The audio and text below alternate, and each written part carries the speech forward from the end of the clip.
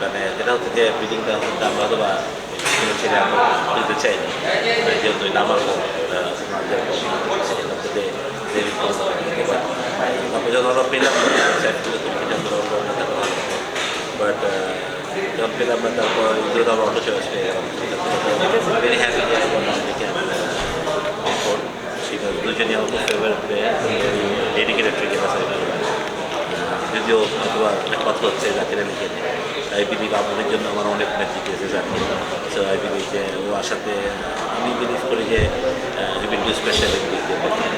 সুহানকে নিয়ে আপনারা অনেক স্পেশাল কোনো কারণ তো অবশ্যই ছিল এবং সাম্প্রতিক সুবিধার আমার কাছে মনে হয় সুহানের জন্য ফাইট করার কারণটা আপনার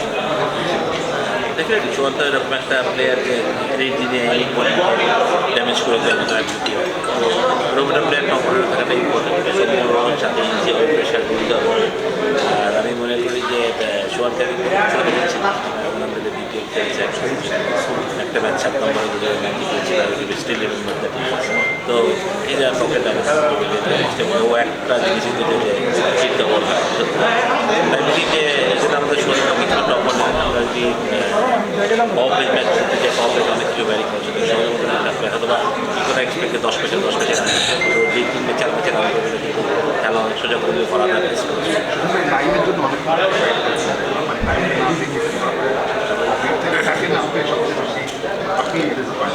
না বেশ কিছু প্লেয়ারই এখন নাইম সাইফুদ্দিন আমি চেয়েছিলাম মেয়েরা জুনিয়র আমি বেশ কিছু প্লেয়ার পাইনি ঠিক আছে বা যারা এসছে তারাও যে খারাপ প্লেয়ার আসলে এটাতে আসলে টি-20 এমন যে এটা হচ্ছে যে এই টিম নিয়ে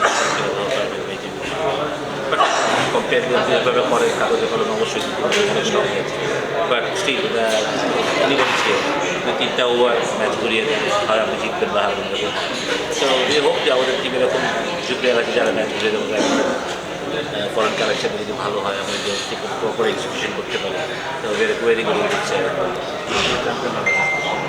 হ্যাঁ ডেফিনেটলি আমরা তো লুকিং ফরওয়ার্ড এর জন্য ব্যাপারটা একটা জিনিস যেটা মানে নতুন ফ্র্যাঞ্চাইজি যেটা ইউ স্টার আমরা নতুন ফ্র্যাঞ্চাইজি এটা ফ্র্যাঞ্চাইজি করতেও সময় লাগে এটার থেকে আমরা আস্তে আস্তে ওরা ধীরে ধীরে গড়ে উঠছে রাইট তো আমরা যেহেতু সবচেয়ে বড় হোক যে আমাদের 5 বছর নবাবে থাকবে এই 5 বছর আমরা স্লোলি আস্তে আস্তে ডেভেলপ করবো একটা কম্পিটিভ